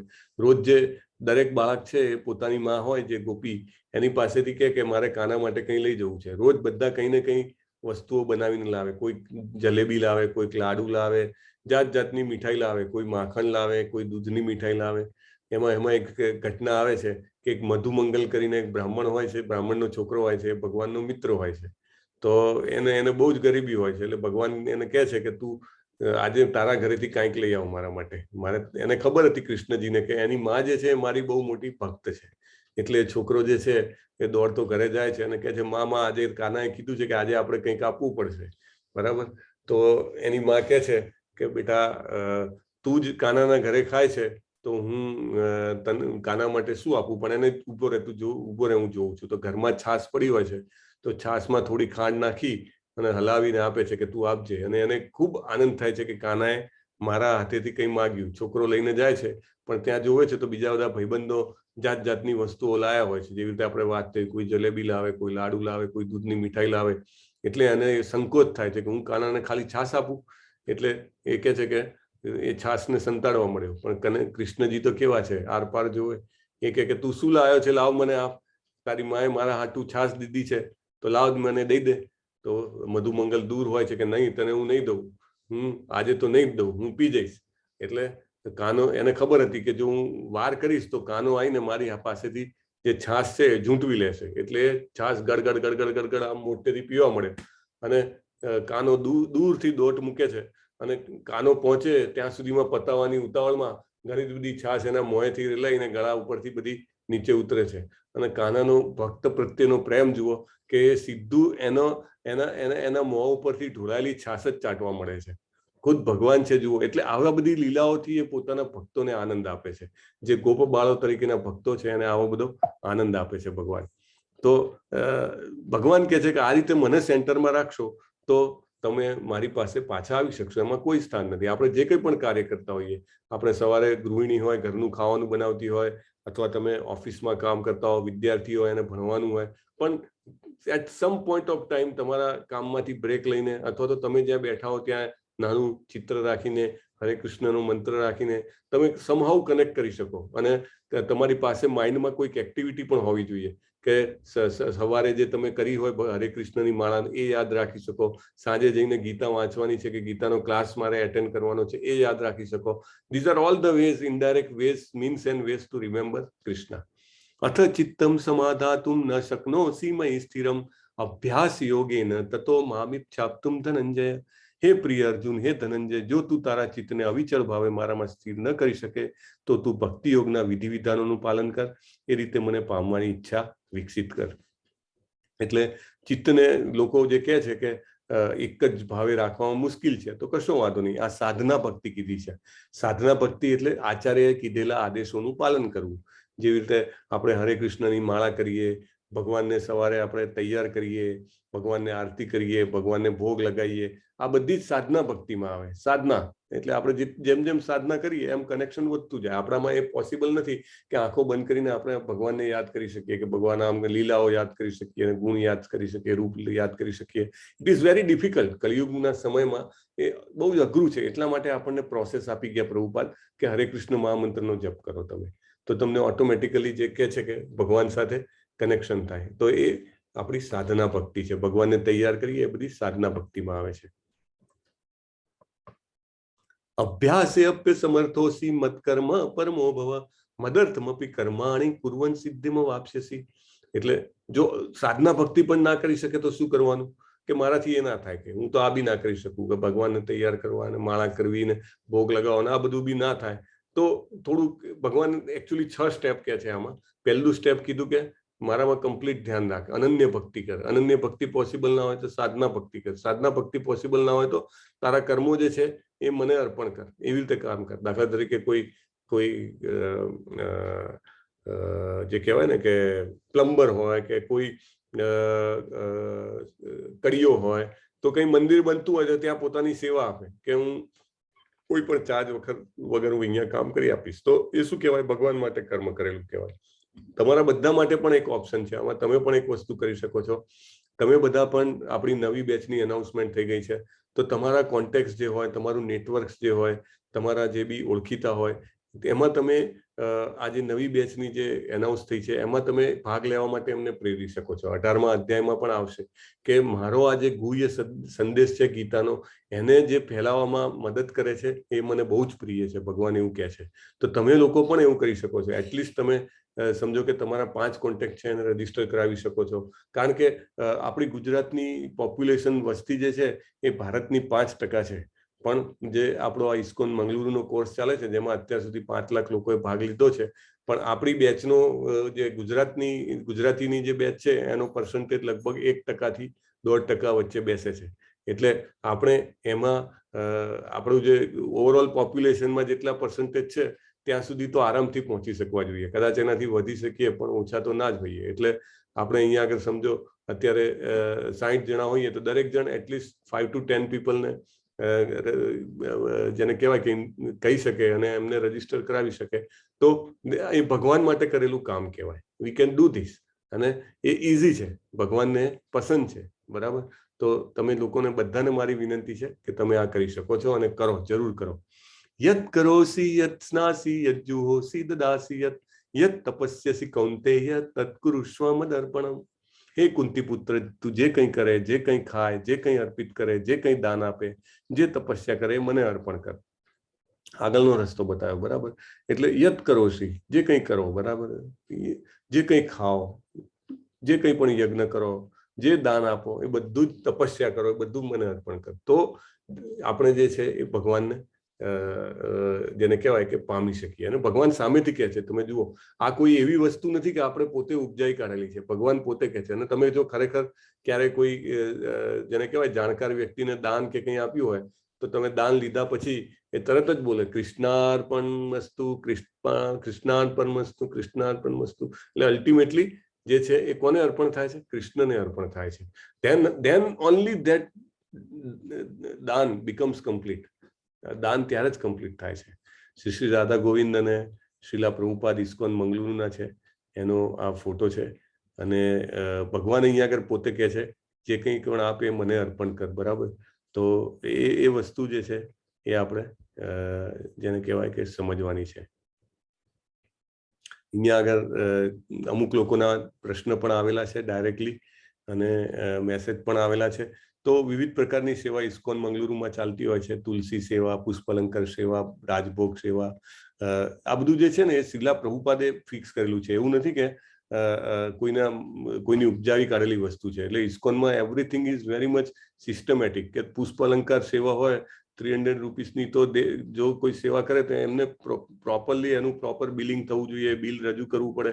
This is all very reliable process, authentic process. એટલે એમાં તમે જે કહેવાય કે તમારો યોગદાન આપી શકો છો. જેની પણ જે પણ આમાં શું છે કે શક્તિ હોવી, અને મતલબ આર્થિક રીતે શક્તિ હોવી આપવી, અને મનની શક્તિ હોવી, એ પણ એ બહુ મોટી વાત છે.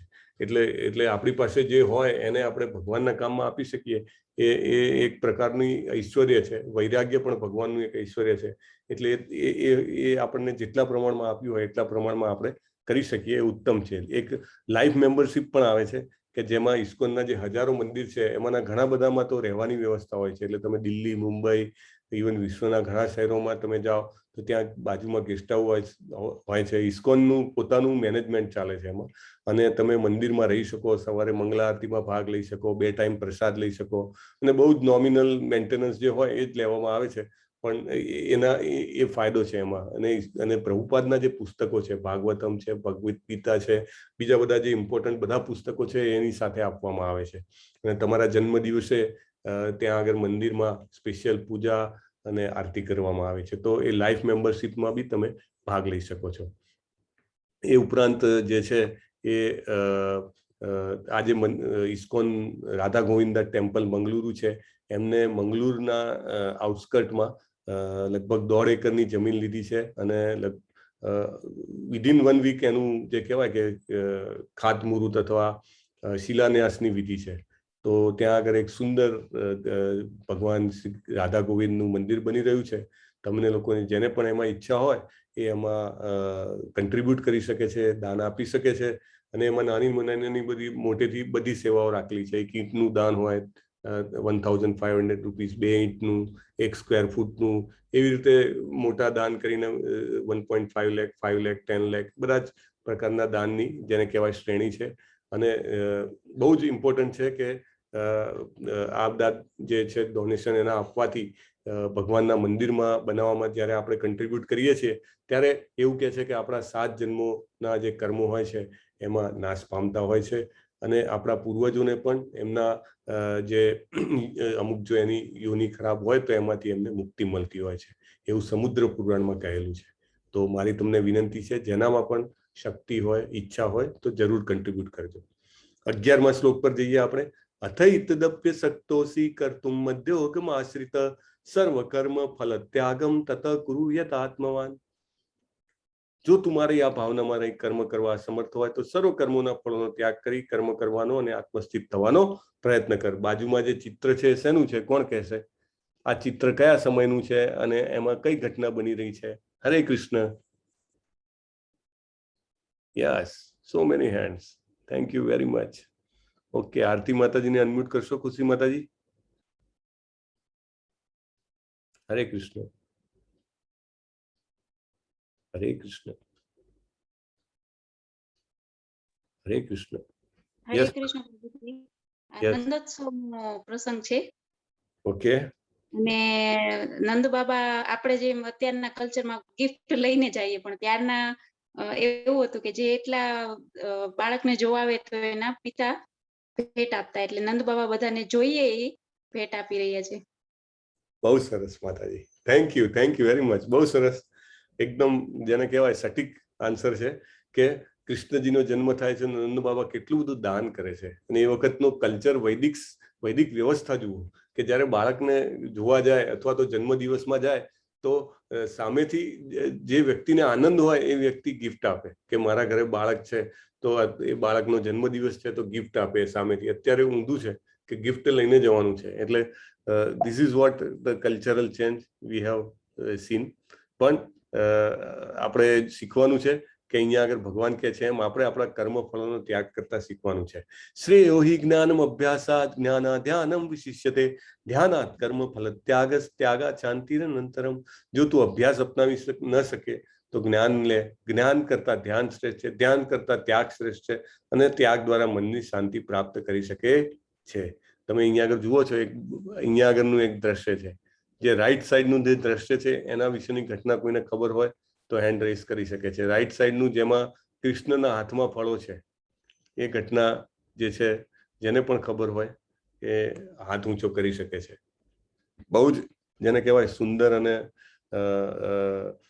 જાણવા લાયક ઘટના છે એ. હરે કૃષ્ણ.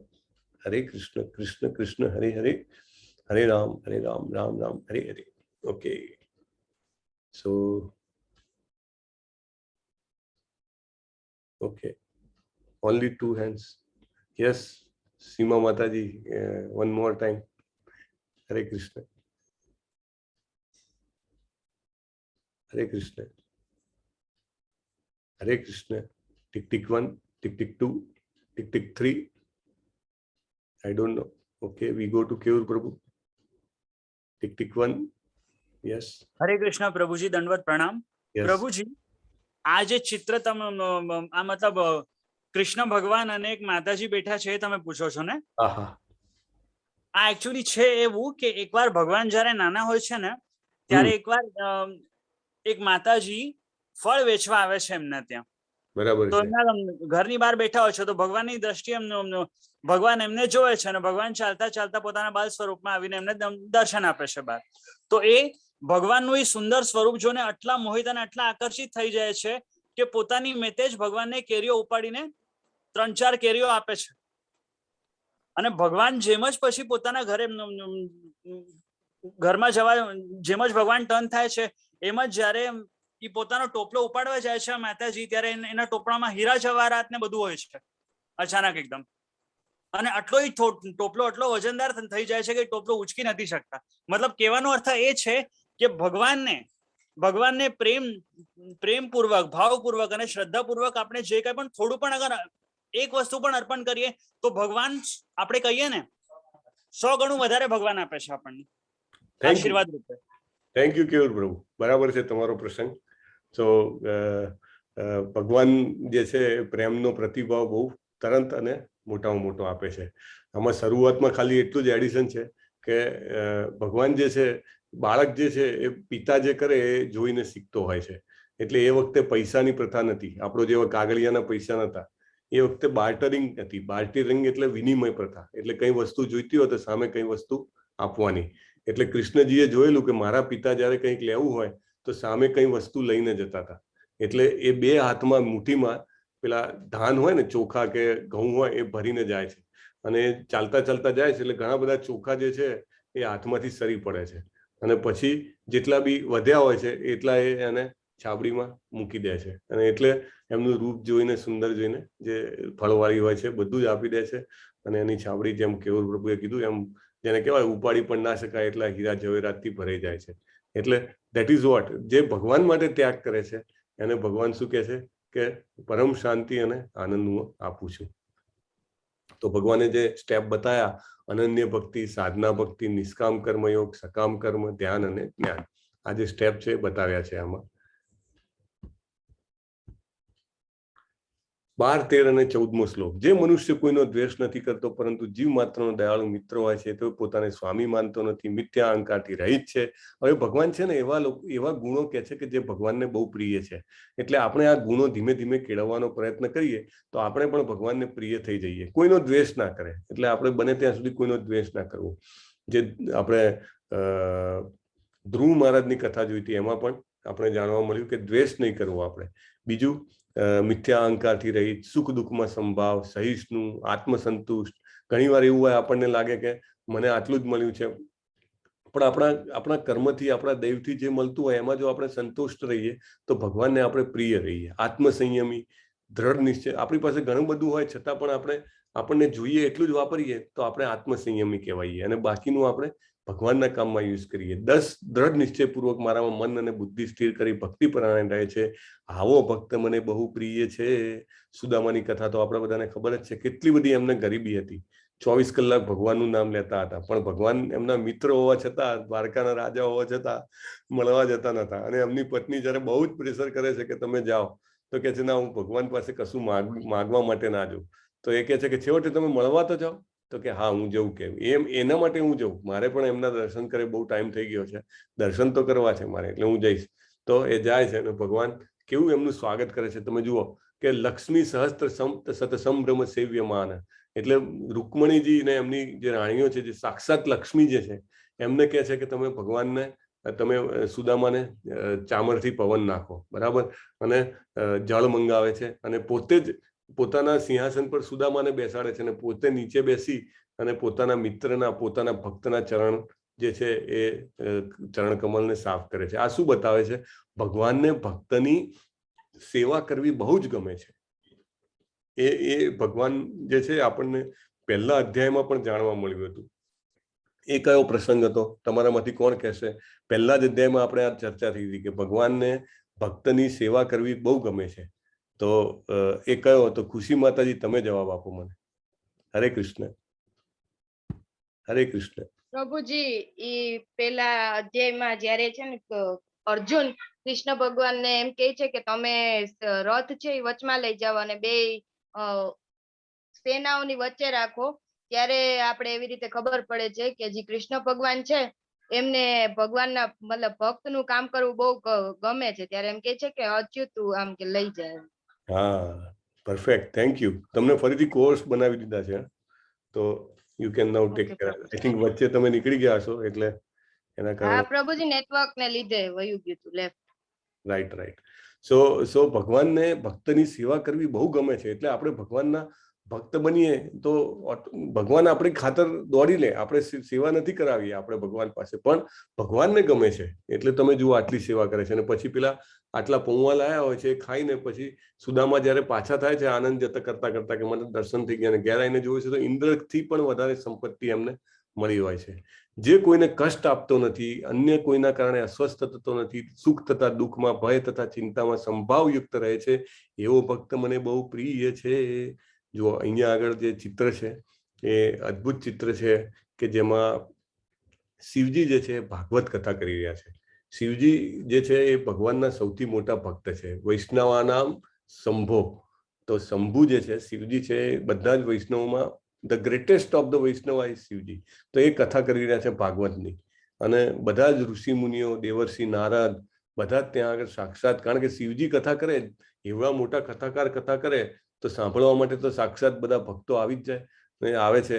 અને એ વખતે જે માતાજી હોય છે, પાર્વતી માતાજી, એ એમના ખોળામાં બેસેલા હોય છે. એટલે આ તો શું છે કે દિવ્ય યુગલ છે, it is a divine couple. એટલે આપણી સમજમાં ના આવે, પણ એટલા માટે ખાસ કરીને આ ઘટના બનેલી કે જેથી ભગવાનના ભક્તની મહિમા અને ભક્ત કેવો હોવો જોઈએ એ બેન્ચમાર્ક એસ્ટાબ્લિશ થઈ શકે. વિશ્વરૂપ બતાવ્યું તો એક બેન્ચમાર્ક બનાવાય. એવી રીતે આ પણ એક ઘટના છે જે ભાગવતમમાં આવે છે. તો એ વખતે ભગવાનનો એક ભક્ત હોય છે કે જે ત્યાં આગળથી વિમાનમાં નીકળે છે. ચિત્રકેતુ નામનો રાજા હોય છે, અને એટલો જબરજસ્ત ભક્તો હોય છે, અને એટલું બધું ઐશ્વર્ય ભગવાને આપ્યું હોય છે. એ વખતના વિમાન જુઓ, આખા ઘર જેવા વિમાન છે, બરાબર, જાણે એનો ઝરૂખો હોય, ઝરૂખામાંથી એ જોઈ રહ્યો. અને એવું નહીં કે પૃથ્વીની એક જગ્યાએથી બીજી જગ્યાએ જાય, એ કૈલાશમાં જાય છે, બરાબર. એ બીજા ગ્રહો પર જઈને ત્યાં આગળ શિવજી ને એવા મહાન દેવતાઓ બેઠેલા છે, ત્યાં પણ એ જઈ શકે છે. અને ત્યાં આગળ એ જોવે છે તો કથા ચાલે છે, અને ત્યાં આજુબાજુમાં બધા જ ઋષિ મુનિઓને બધા હોય છે, અને એના મોંમાંથી એક સ્વાભાવિક સ્મિત આવે છે કે આ શું અદ્ભુત દ્રશ્ય છે. પણ એ સ્મિત જોઈને પાર્વતીજી જે છે એને એવું થાય છે કે મારી ઉપર હસે છે કે હું પ્રભુના ખોળામાં બેઠી છું, અને ભગવાન ભાગવતમનો પાઠ કરતા કરતા મને પત્નીને ખોળામાં રાખે છે. એટલે પાર્વતીજીને આવે છે ગુસ્સો. એટલે એ કહે છે કે પુત્ર તું અહીંયા આવ, એમ કરીને ચિત્રકેતુને બોલાવે છે. ચિત્રકેતુ જાય છે અને એને કહે છે કે તું મારા ઉપર હસ્યો છે, એટલે હું તને શ્રાપ દઉં છું કે તું દૈત્ય બની જા, તું રાક્ષસ બની જા.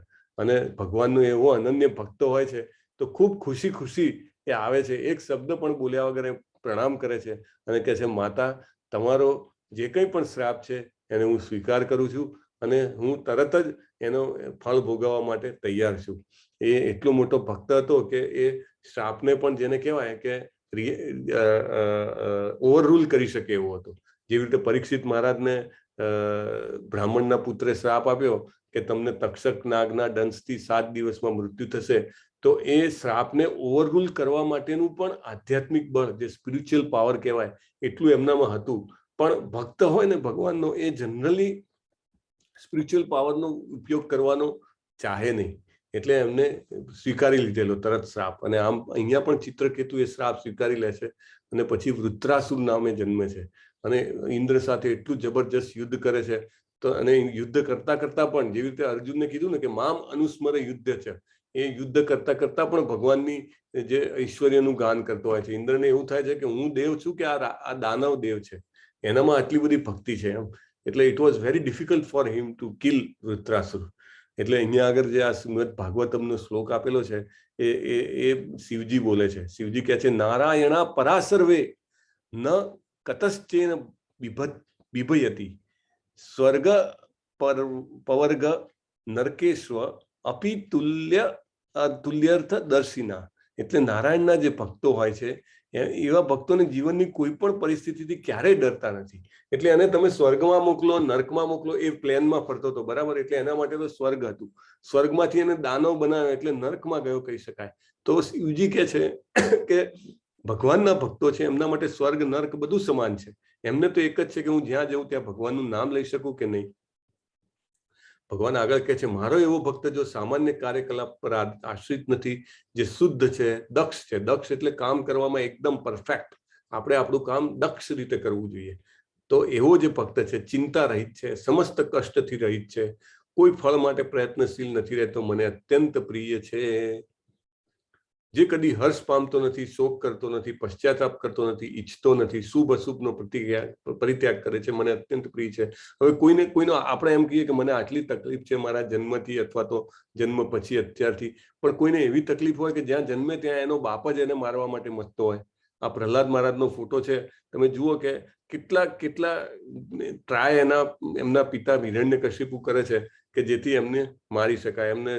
એમને પર્વત પરથી કગડાઈ દેવામાં આવે, એમને સર્પ મોકલવામાં આવે, રાક્ષસો એમને મારવાનો પ્રયત્ન કરે, હોલિકા દહન કરે, બધો જ પ્રયત્ન કર્યો, તો પણ એમને કશું જ દુઃખ નથી, એમને એના પ્રત્યે કશું જ એ નથી. તો એવો જે વ્યક્તિ છે એ જે છે એ ભગવાનને પ્રિય છે, જે શત્રુ મિત્ર સાથે સમાન રીતે વર્તે, માન અપમાન, ઠંડી ગરમી, સુખ દુઃખ, કીર્તિ અપકીર્તિમાં સંભાવયુક્ત રહે, દુસંગથી અળગો રહે, સદા મૌન ધારણ કરે, વસ્તુ જે મળે એનાથી સંતુષ્ટ રહે, અને જ્ઞાનમાં દ્રઢ રહે અને ભક્તિમાં સંલગ્ન રહે આવો મનુષ્ય મને પ્રિય છે. અહીંયા જે ફોટો છે એ જે છે અંબરીશ મહારાજનો ફોટો છે. અંબરીશ મહારાજ ભગવાનના જે કહેવાય કે એકદમ અત્યંત અનન્ય ભક્ત હતા અને ભગવાનની ખૂબ જ જેને કહેવાય કે અનન્ય ભક્તિ કરતા હતા અને એમની એટલી બધી નામના હતી કે રાજા હોવા છતાં, પૃથ્વીના સમ્રાટ હોવા છતાં ભગવાનના અનન્ય ભક્ત છે. અને ભગવાને જે કહેવાય કે એમને ટોટલ પ્રોટેક્શન આપેલું હતું.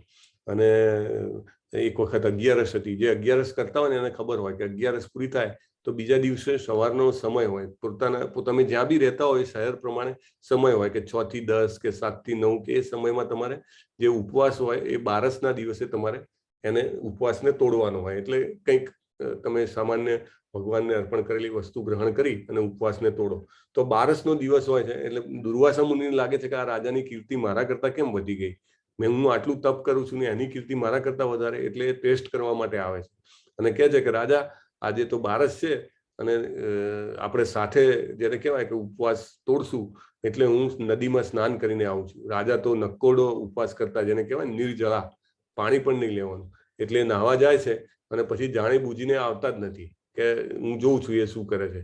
આમ તો ઉપવાસ તૂટે તો પણ પાપ લાગે. એટલે જ્યારે જે સમય પૂરો થવાનો નજીક આવે છે, રાજા પોતાના મંત્રીને રાજ્યગુરુને બોલાવે છે કે શું કરવું. રાજ્યગુરુ પણ કંઈક અવઢવમાં પડી જાય છે શું કરવું. પણ ભગવાનનો ભક્ત આગલા શ્લોકમાં જ જોયું આપણે કેવો હોય, દક્ષ હોય, રસ્તો શોધી કાઢે.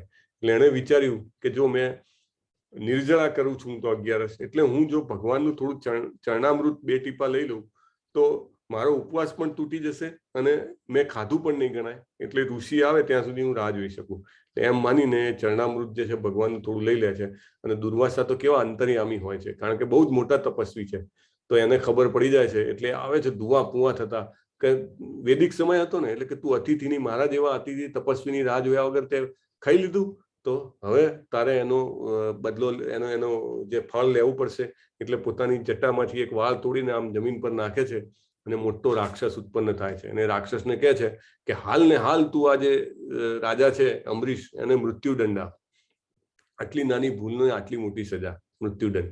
પણ અંબરીશ મહારાજ તો ભગવાનના ભક્ત છે ને, એટલે બિલકુલ અચકાતા નથી, આંખો બંધ કરે છે, 2 હાથ જોડે છે અને કૃષ્ણજીને યાદ કરીને કહે છે કે પ્રભુ જો તમારી એ જ ઈચ્છા હોય કે મારે આ સમયે શરીર છોડવું તો હું તૈયાર છું, હું તમને યાદ કરું છું જેથી તમને યાદ કરતા કરતા હું શરીર છોડી શકું. અને આવું વિચારે છે ત્યાં જ જે સુદર્શન ચક્ર છે ભગવાનનું એ આવે છે અને ખટખટ ખટખટ ખટખટ કરતું સીધા રાક્ષસનું ગળું ઉડાડી દે છે. અને પછી દુર્વાસાજીની પાછળ પડે છે, દુર્વાસાજીનું ગળું ઉડાડવા માટે. દુર્વાસાજી જાન બચાવીને ભાગે છે, બ્રહ્માજી પાસે જાય છે કે મને આ સુદર્શનથી બચાવો. બ્રહ્માજી કે ભાઈ મારા બસનું કામ નથી. દોડીને પાછા શિવજી પાસે જાય છે. શિવજી કે કેમ આમથી તેમ તમે ફર્યા કરો છો ચલક ચલાણું, કે આ સુદર્શન તો વિષ્ણુનું છે, વિષ્ણુ પાસે જાઓ તો કદાચ એ તમને બચાવી શકે. વિષ્ણુ પાસે જાય છે, વિષ્ણુને કહે છે મને બચાવો. એમની એટલી શક્તિ હતી, તપસ્વી હતા ને, એક લોકમાંથી બીજા લોકમાં ઝડપથી જઈ શકતા હતા. એન્ટ્રી ક્લિયર હતી, પેલો પાસ હોય ને વીઆઈપી, એવું જ્યાં જાય ત્યાં જઈ શકે. વિષ્ણુ લોકમાં ઘૂસી ગયા અને વિષ્ણુજીને કહે છે બચાવો. વિષ્ણુજી કહે છે કે હું તો મારા ભક્તોનો દાસ છું, મારા કંટ્રોલમાં કશું છે જ નહીં. તમે અંબરીશ રાજાના ચરણ પકડો, એ ચાહે તો કદાચ તમારા પ્રાણ બચે, બાકી આજ તો તમે ગયા. અને ત્યાં જઈને સીધો એમના ચરણ પકડે છે. અંબરીશ મહારાજ તો ભક્ત હતા ને કે તપસ્વીજી તમે આ શું કરો છો, મારા ચરણ છોડો. અને પછી તરત જ કહે છે કે હે સુદર્શન ચક્ર, જો મેં મારા જીવનમાં એક વાર પણ ભગવાનની દિલથી સેવા કરી હોય તો તું આ ઋષિને મુક્ત કરી દે. એટલે તમે જુઓ ભક્ત કેવો હોય, પોતાના આખા જીવનની સાધના એને એક બાજુ મૂકી દીધી, જે એમને મારવા આવ્યો તો એને બચાવવા માટે. અને એ રીતે પછી એમને મુક્ત કરે છે ને પછી દુર્વાસાજી સાથે એ લોકો ભોજન લે છે. એટલે these are the qualities of devotees of the Lord. Last શ્લોક છે, જેઓ આ ભક્તિ યોગના અવિનાશી પંથનું અનુસરણ કરે છે, મને જ સર્વોપરી ધ્યેયમાંની શ્રદ્ધાપૂર્વક રીતે મારામાં પરાયણ રહે છે, એવા ભક્તો મને અતિશય પ્રિય છે. આ જે ફોટો છે ને એ ભગવાનના એક અનન્ય ભક્તનો ફોટો છે. એમનું નામ છે બિલ્વમંગલ ઠાકુર. બિલ્વમંગલ ઠાકુર વૃંદાવનમાં 700 વર્ષ સુધી ભગવાનનો કીર્તન કરતા હતા. કેટલા? 700. આપણે વિચારવામાં પણ ના આવે. એમના પૂર્વજન્મની કથા છે કે એમનો જન્મ એકચ્યુઅલી સાઉથ ઇન્ડિયામાં થયો હતો, એક મોટા જમીનદાર ફેમિલીમાં થયો હતો. એટલે જેને કહેવાય ને કે બોર્ન રીચ, ગર્ભ શ્રીમંત જેને કહેવાય ને એવા કુટુંબમાં એમનો જન્મ થયો હતો. અને સ્વાભાવિક રીતે જ્યારે બહુ જ ઐશ્વર્યવાળા કુટુંબમાં જન્મ થયો હોય ને તો એના ઘણા બધા ખરાબ પાસા છે. એક તો તમને સંગત ખરાબ મળે, અને there are all chances કે જો તમને સત્સંગ ના મળે અથવા માતા પિતાની સારી કેળવણી ના મળે તો તમે ખરાબ રસ્તે જાઓ. એટલે બિલ્વમંગલ જ્યારે યુવાન થાય છે તો ખોટા રસ્તે ચડે છે અને એક વેશ્યાને રાખે છે અને રોજ સાંજે એને મળવા જાય. એ ગામમાં હોય છે, નદી હોય છે, નદીથી પેલી બાજુ નાવડીમાં બેસી અને એને રોજ જે મળવા જાય. એનું નામ ચિંતામણી હોય છે. એક દિવસ એમના પિતા મૃત્યુ પામે છે, સવારથી વિધિ ચાલે છે, એટલે આખો દિવસ વિધિ દરમિયાન એમ કે છે, પેલા જે વિધિ કરવા વાળા હોય બ્રાહ્મણો એમને કે જલ્દી કરો મારે જવાનું છે. એમ કરીને મહાપ્રાણે વિધિ સાંજ પડતા પૂરી કરાવે છે અને વિધિ પછી એકચ્યુઅલી જે નૈવેદ્ય હોય ને ગ્રહણ કરવાનો હોય પિતાના પુત્રએ, તો પણ એ બધું બંધાઈ લે છે કે મારે ટાઈમ નથી, તું બાંધી દે. એ જે નૈવેદ્ય ખાવાનું હોય પ્રસાદ એ બાંધીને નીકળી પડે છે અને જેવા નીકળે છે જબરજસ્ત ધોધમાર વરસાદ પડે છે, પેલું કે ને વાદળ ફાટ્યું હોય એવો, અને નદી બે કાંઠે જબરજસ્ત લહેરો નદીમાં. એવામાં એ નદીમાં કૂદી પડે છે અને કારણ કે નાવડી તો હોય ને, આવી નદી જયારે ગાડી થઈ હોય તો એ કૂદીને ગમે તેમ કરે તરીને બીજા કાંઠે જાય છે. પછી સામે પેલી જે ચિંતામણીના ઘરે જાય છે તો વરસાદના કારણે ચિંતામણીને એમ કે આજે તો બિલ્વમંગલ નહીં આવે, એટલે બારણું બંધ કરી દીધેલું એને. તો એક સાપને દોરી બનાવી અને રસ્સી સમજીને અંદર એના વરંડામાં કૂદે છે. ચિંતામણી પૂછે છે કે તમે કેવી રીતે આવ્યા બિલ્વમંગલ? એટલે એ બધું વર્ણન કરે છે કે આ પ્રોબ્લેમ હતો, પેલો પ્રોબ્લેમ હતો, બધું સોલ્વ કરીને હું તને જોવા આવ્યો. અને ત્યારે ચિંતામણી કહે છે કે તમને જે હાડ માંસના દેહમાં આટલી આસક્તિ છે એમાંની થોડોક એક અંશ પણ જો તમે કૃષ્ણમાં રાખો તો તમારું જીવન સફળ થઈ જાય. અને ખરેખર બિલ્વમંગલ જે છે એને લાગી આવે છે. આ પ્રસંગમાં 3 વસ્તુ જોવાની છે. એક તો એ સમયે વૈદિક સંસ્કૃતિ એટલી પ્રવર્તમાન હતી કે જે વેશ્યા હતી એને પણ એટલું જ્ઞાન હતું, બરાબર? That is first point. Second point, જ્યારે લાકડું એકદમ કોરું હોય ને તો એ આગ તરત પકડી લે. એટલે બિલ્વમંગલની જે પૂર્વ ભક્તિ હતી ને એકદમ જેને કહેવાય સુખીલેલી હતી, એને ખાલી ચિણગારીની જ જરૂર હતી. અને ત્રીજી વાત એવું કહે છે કે ચિંતામણીના હૃદયમાં જે બિલ્વમંગલના ગુરુ છે એ પોતે આવીને પ્રવેશીને બોલ્યા છે. અને ગુરુ શિષ્યનો આ સંબંધ છે કે શિષ્ય જ્યાં સુધી ભગવાનના ધામમાં પાછો ના જાય ત્યાં સુધી ગુરુ જે છે એ પોતે પણ ધામમાં જતા નથી, જઈ શકતા નથી, જે બી કહે, પણ એ વારંવાર પ્રત્યેક જન્મે આવીને શિષ્યની આંગળી પકડીને લઈ જાય છે. એટલે એના ગુરુ જે છે એના શબ્દો બીજા કોઈના શબ્દો તરત લાગે નહીં, બરાબર? આપણે કોઈના મોહેથી સાંભળીએ, તમે મારા મોહેથી સાંભળો, હરે કૃષ્ણનો જપ કરો. કેટલાક લોકો કરે, કેટલાક ન કરે, બરાબર? પણ પોઈન્ટ એ છે કે જ્યારે વ્યક્તિ જે બોલતો હોય એને કેટલો જપ કર્યો છે, એનામાં એને ભગવાનનું કેટલી દિલથી નામ લીધેલું છે, ત્યારે સામેની વ્યક્તિને એવું થાય કે હા હું આ કરું, તો એને તરત લાગી આવે છે અને બધું છોડીને ત્યાં જ નીકળી પડે છે એવા જ વરસાદમાં કે હવે હું વૃંદાવન જઈશ અને ભગવાનનું નામ લઈશ. અને એ વખતે તો કેવું ચાલતા જવાનું, બરાબર? એવું નહીં કે તમને કંઈક વ્હીકલ મળી જાય કે તમે પહોંચી ગયા ઓવરનાઇટ. ચાલતા ચાલતા એ નીકળે છે અને ફરીથી રસ્તામાં એક સુંદર સ્ત્રીને જોવે છે અને પેલા જૂના સંસ્કારો તો ખરા ને, એટલે પાછા એ સ્ત્રીને મેળવવા માટે એની પાછળ જાય છે. સ્ત્રી આગળ અને એ પાછળ. અને પછી એ સ્ત્રીનું ઘર આવે છે ત્યારે એનો પતિ બહાર જ ઉભો હોય છે અને એ સ્ત્રી એના પતિને કહે છે કે પાછળ જે વ્યક્તિ આવે છે ક્યારનો મારો પીછો કરે છે, તો હું અંદર જઉં છું, તમે એને સંભાળો. એમ કરીને અંદર જાય છે. પતિ જે છે એ બિલ્વમંગલને રોકે છે અને પૂછે છે કે મહાશય તમે તો દેખાવ છો કોઈક બહુ જ જેને કહેવાય કે વ્યવસ્થિત ખાનદાનના માણસ લાગો છો, દેખાવ ઉપરથી જેને કહેવાય કે એરિસ્ટોક્રેટિક ફેમિલી એવાના લાગો છો, તમે મારી પત્નીની પાછળ કેમ આવ્યા છો?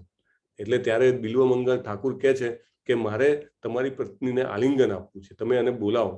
અને વૈદિક સમય છે અને પેલી જે એના પતિ હોય છે એને પણ એમ થાય છે કે લેટ મી કોલ, અને એ બોલાવે છે. અને ત્યારે બિલ્વમંગલ ઠાકુર કહે છે માતા તમે તમારા વાલની પિન, હેરપિન હોય ને જે, એ મને આપો. કે તમને શું કામ છે? કે મને કામ છે, I have a business with it, મારે એની પાસે કંઈક કામ છે, તમે એને પ્લીઝ આપો. જેવા આપે છે એવું પોતાની આંખો કાઢીને ડોળા કાઢીને આપી દે છે ત્યાં આગળ. કે આ આંખોના કારણે હું બહુ ફસાયો, હું બહુ મારો સમય બહુમૂલ્ય જીવનનો સમય બહુ મેં વ્યસ્ત કર્યો, હવે મારે નષ્ટ કરવો નથી. અને પછી એ આંધળા એ જાય છે વૃંદાવન. ત્યાં જઈને એટલું બધું નામ લે છે ભગવાનનું. ભગવાન ખુદ આવે છે એમની પાસે અને કહે છે કે દાદા તમે તો બહુ ભૂખ્યા લાગો છો. એટલે કે તારે શું કામ છે? બિલ્વમંગલ કહે છે ના, કે હું તો અહીંયા આગળ રોજ ગાયો ચરાવવા આવું છું, હું તો અહીંયાનો ગોવાળ છું. કે હું કે તમે જો વાંધો ના હોય તો કે હું તમને રોજ થોડું દૂધ આપીશ કે લોટામાં, લેશો તમે? કે હા કે લાવજે. એટલે રોજ દૂધ લાવે, કનૈયો ખુદ આવે અને એમને દૂધ આપે. અને એમને એવા એવા સ્તોત્ર અને એવા એવા ભજનો રચ્યા, અદ્ભુત ભજનો રચ્યા. 700 વર્ષ સુધી વૃંદાવનમાં ભક્તિ કરી એમને. અને એમને રચેલા જે ભજનો છે એ જે છે એ આજે પણ ઇસ્કોનમાં પ્રભુપાદે પણ નાખેલા છે. અને ચૈતન્ય મહાપ્રભુ પોતે પણ એમને પણ આ કૃષ્ણ કર્ણામૃત કહે છે એને, એમને જે ગ્રંથ બનાવ્યો એને એમને બધા જ ભક્તોને એને કીધું કે આ એક ઓથેન્ટિક બુક છે કે જેનો તમે અધ્યયન કરો જેથી ભક્તિનો વધારો થશે. અને આ રીતે ભગવાન કહે છે કે જે મને ધ્યેય માનીને શ્રદ્ધાપૂર્વક રીતે, આપણે એમનું અનુકરણ નથી કરવાનું, આપણે આપણી આંખો કાઢવાની નથી, પણ પોઈન્ટ અહીંયા આગળ એ છે કે આપણે જો ધીમે ધીમે ધીમે આ કરી શકીએ, આપણે પ્રભુપાદની ગીતા વાંચી શકીએ, આપણે હરે કૃષ્ણ મહામંત્રનો જપ કરીએ અને બીજાને પણ આપણે એ માર્ગમાં દોરવાનો પ્રયત્ન કરીએ તો ચોક્કસ જ આપણે ભગવાનને અતિશય પ્રિય લાગીએ. અહીંયા લખ્યું છે ને, ભક્તો તેવા ભક્તો મને અતિશય પ્રિય હોય છે. So this is how it is. અહીંયા આગળ આ જે અધ્યાય છે એ પૂરો થાય છે અને આપણે હરે કૃષ્ણ. હરે કૃષ્ણ. હરે કૃષ્ણ પ્રભુજી. હરે કૃષ્ણ. ઓકે. સો હવે આપણે જે પ્રમાણે વાત કરીએ એ પ્રમાણે બધાને વિનંતી છે કે તમારા સર્કલમાં, તમારા કોન્ટેક્ટ્સમાં નવી બેચની માટે જરૂર ઇન્ફોર્મ કરશો અને શક્ય હોય તેટલા વધારે લોકોને આ ભગવદ્ ગીતાનું, ભગવાનનું જે શાશ્વત જ્ઞાન છે એ મળે એના માટે તમે જો એક ચેનલ બનો, તમે જો એના એક માધ્યમ બનો તો ભગવાનને ઘણા પ્રિય બનો. એટલે એના માટે જરૂર પ્રયત્ન કરશો. અને જેને પણ અમુક લોકોએ લખ્યું છે પણ ખરા, અને અધરવાઇઝ પણ જેને પણ ઈચ્છા હોય કંઈ ડોનેટ કરવાની તો પ્લીઝ કોન્ટેક્ટ મી. એક ગ્રુપમાં પણ આપણે એવું હોય તો એક મેસેજ સર્ક્યુલેટ કરી દઈશું. ક્વિઝમાં હવે મને મેસેજ આવ્યો છે, ઘણા બધા લોકોએ આપી પણ છે, છતાં પણ લેટેસ્ટ સ્ટેટસ શું છે ખુશી માતાજી, કે તમે કહી શકો છો? પ્રભુજી મેં ફોલોઅપ મૂક્યું હતું તો અમુક જણાએ કરી રીતને, અમુકને હજી એવી રીતે જ બાકી જ છે. Okay okay. જેને પણ તકલીફ હોય તે પ્લીઝ કોન્ટેક્ટ કરો ખુશી માતાજીનો, અને તમારી જે પણ તકલીફ હોય એ સોલ્વ થશે. પણ ક્વિઝ જરૂર ભરો અને શ્રદ્ધાવાનનું પણ ફોર્મ ભરો. ક્વેશ્ચન્સ હોય તો કંઈ લઈ શકીએ છીએ માતાજી. હરે કૃષ્ણ. અશ્વિન પટેલ પ્રભુનો હેન્ડ રેસ છે તો એમને કર્યા છે. હરે કૃષ્ણ પ્રભુજી. હરે કૃષ્ણ. ઓલામાં છેલ્લે જે વાત કરી તમે કથામાં કે ઓલા ભક્ત માટે ભગવાન ગોવાળીઓ બની દૂધ લઈને આવતા હતા, ગોવાળીઓ બનીને દૂધ આપતા હતા, એ સુરદાસ જ ને? સુરદાસની વાત અલગ છે. અલગ છે ને?